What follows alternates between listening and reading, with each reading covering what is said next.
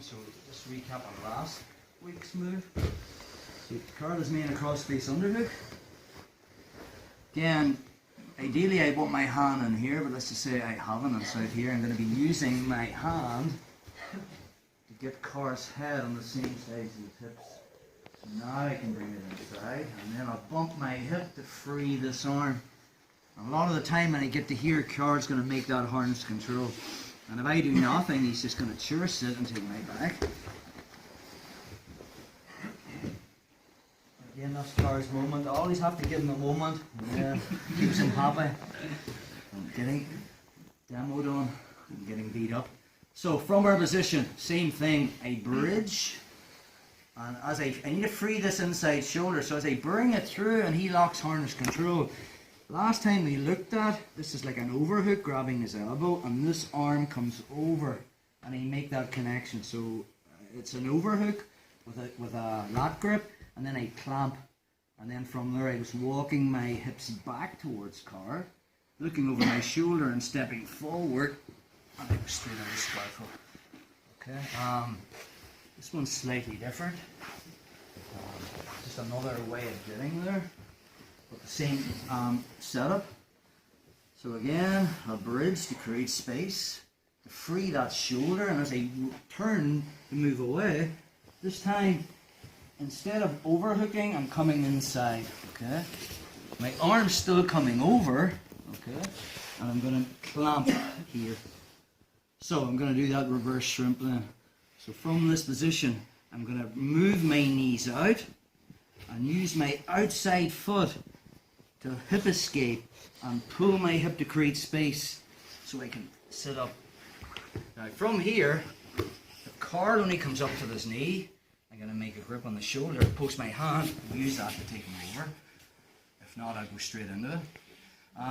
So again, I'm straight into scarfhold. I've been looking at this from week one. I'm going to make my grip, load my weight onto him and all this other stuff. An escape people do from a headlock, alright, is pulling their elbow to their body, and then their hook's coming over, and now from here Carl's going to climb up onto my back, and now he's on my back. Okay, I don't recommend doing this from scarfhold because of the arm control.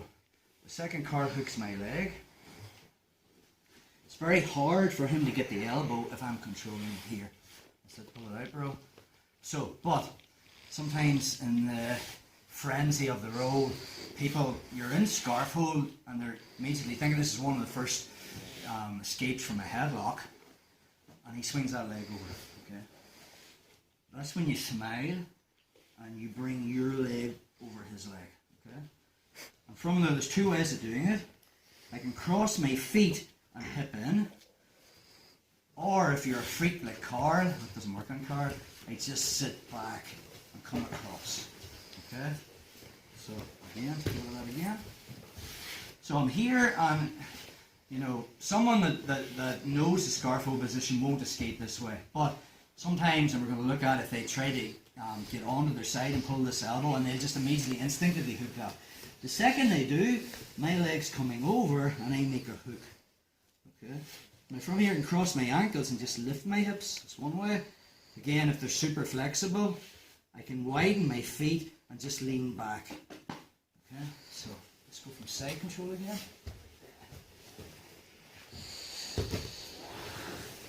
So from our position, here or here, doesn't really matter. As a bridge, I'm creating space so my inside shoulder can come through. The second it doesn't, Carl locks harness control. Okay, I'm bringing this arm over just like last time, only now I have the underhook instead of the overhook. Okay, and now I just get hand to hand. Okay, so I'm going to create space for Carl to fall into. So I just bring my knees this way, I plant my left toe on the mat, and I'm moving my hip, and I'm creating space for Carl to fall into. And now I'll move my hip here to sit up. If I can't come over, I'll grab the armpit and use my hand to bring me over. Okay? And we're straight into our position. When he makes that hook, if he does, okay, and that leg comes over, I take my leg, bring it over the top top. One, cross my ankles, keep the grip on the thigh and hip in. Or two, I just lean back. It's like a body compression lock, and when you get it done on you, it does not feel nice. So,